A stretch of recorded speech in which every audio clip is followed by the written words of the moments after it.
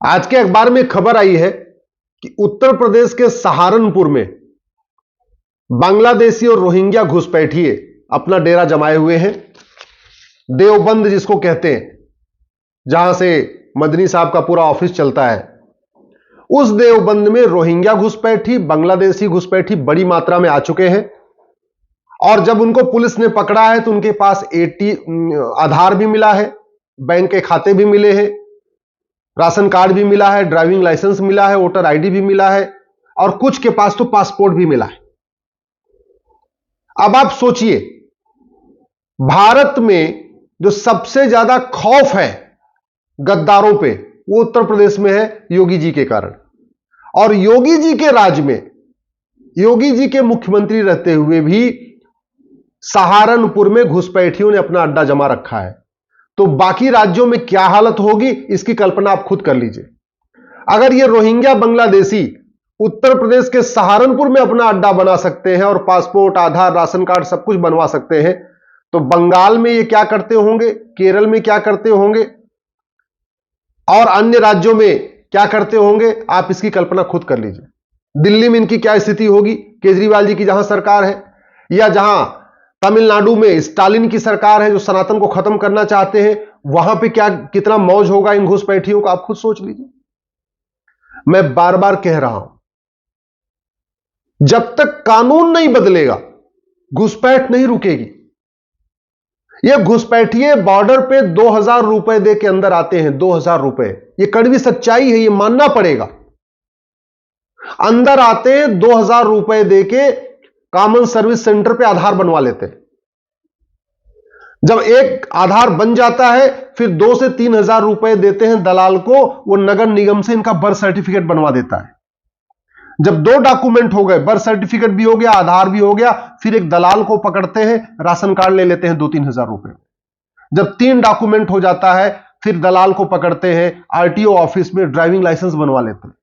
जब 4 डॉक्यूमेंट हो गया तो बैंक में खाता खुलवा लेते हैं किसी दलाल, और बैंक में खाता भी खुल गया, 4-4 डॉक्यूमेंट हो गए, फिर डोमिसाइल सर्टिफिकेट बनवा लेते। कोई इलेक्शन आता है, पार्षद के इलेक्शन, प्रधान के इलेक्शन, या विधानसभा के इलेक्शन, या लोकसभा के इलेक्शन, इतने में जब भी कोई इलेक्शन आता है उसके पहले वोटर लिस्ट अपडेट होती है और डॉक्यूमेंट इनके पास 4-5 रहते ही हैं, वोटर लिस्ट में नाम जुड़वा लेते हैं। और जब डॉक्यूमेंट भी हो गया, वोटर लिस्ट में नाम भी हो गया, तो पासपोर्ट भी बनवा लेते हैं। और ये सारा का सारा कैसे हो रहा है, भ्रष्टाचार के कारण। घूस दे के आ रहे हैं, घूस दे के सारे डॉक्यूमेंट बनवा रहे हैं। जब तक घुसपैठियों और उनके मददगारों के खिलाफ कठोर कानून नहीं बनेगा, तब तक न घुसपैठ रुकेगी, रोहिंग्या घुसपैठ भी नहीं रुकेगी, बांग्लादेशी घुसपैठ भी नहीं रुकेगी। यह घुसपैठ राष्ट्रीय सुरक्षा के लिए हमारे खतरा है, यह आप भी मानते हैं। 5.5 करोड़ घुसपैठी आ चुके हैं। 2017 में मैंने पीआईएल फाइल किया था, उस समय मैंने 5 करोड़ कहा था सुप्रीम कोर्ट में। अभी तो 2024 चल रहा, तो 5.5 करोड़ के आसपास इनके आंकड़े हो चुके हैं। क्योंकि जो यहां है वो हर साल बच्चे भी पैदा कर रहे हैं बहुत तेजी के साथ। मतलब जनसंख्या विस्फोट की फैक्ट्री है ये, जनसंख्या बच्चा पैदा करने की। और भारत का ऐसा कोई जिला नहीं है जहां पे रोहिंग्या और बांग्लादेशी नहीं बसाए जा रहे हैं।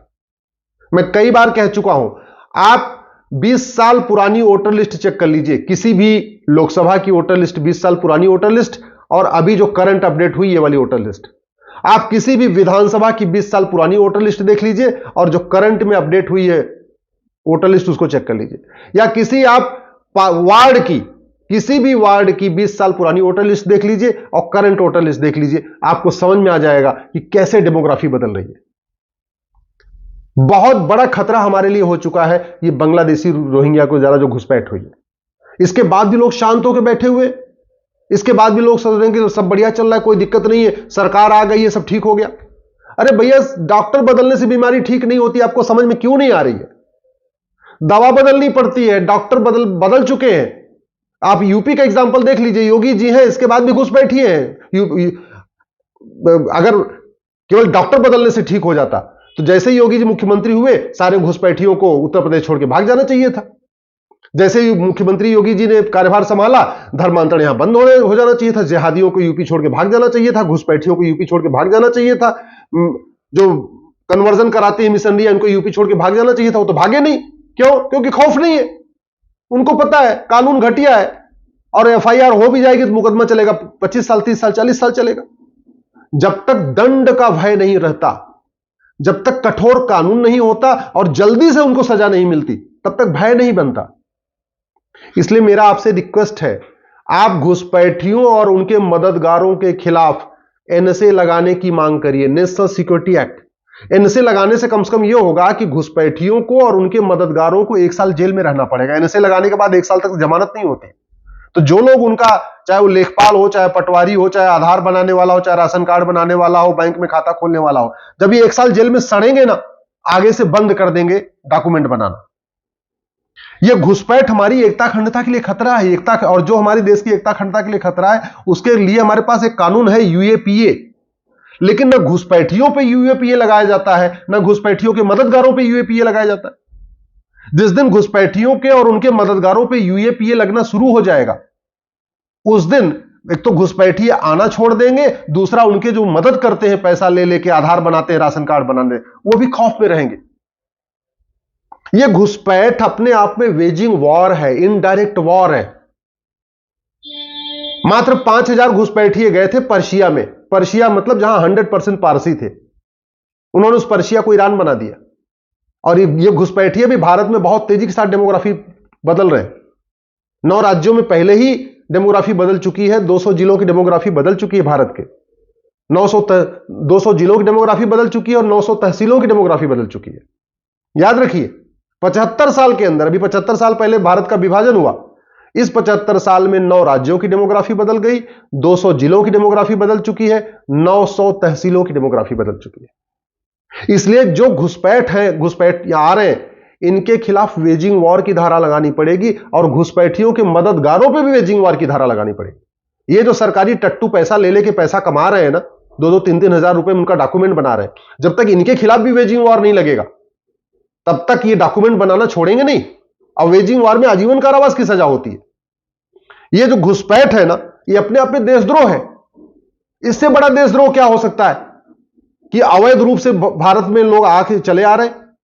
और इससे बड़ा देशद्रोह क्या हो सकता है कि ये जो लेखपाल, पटवारी और जो नीचे के हैं बाबू क्लर्क, ये 2-2 हजार रुपए में घुसपैठियों का कागज बना रहे। इससे बड़ी मक्कारी कोई हो सकती है क्या कि 2,000 रुपए में राशन कार्ड बना दिया, 2-3 हजार रुपए में ड्राइविंग लाइसेंस बना दिया, 2-3 हजार रुपए में इनका वोटर आईडी बना दिया, 2-3 हजार रुपए में इनको जो है बर्थ सर्टिफिकेट बना के दे दिया। इससे बड़ी मक्कारी, इससे बड़ी गद्दारी, इससे बड़ा देशद्रोह कोई हो सकता है क्या? लेकिन आज तक किसी भी घुसपैठियों के मददगार के ऊपर देशद्रोह की धारा नहीं लगी, तो उनके अंदर खौफ पैदा नहीं हो रहा है। इसी तरीके से घुसपैठियों की 100% प्रॉपर्टी जब्त करना पड़ेगा, घुसपैठियों की मददगारों की प्रॉपर्टी जब्त करना पड़ेगा, घुसपैठियों और उनके मददगारों के ऊपर गैंगस्टर एक्ट लगाना पड़ेगा।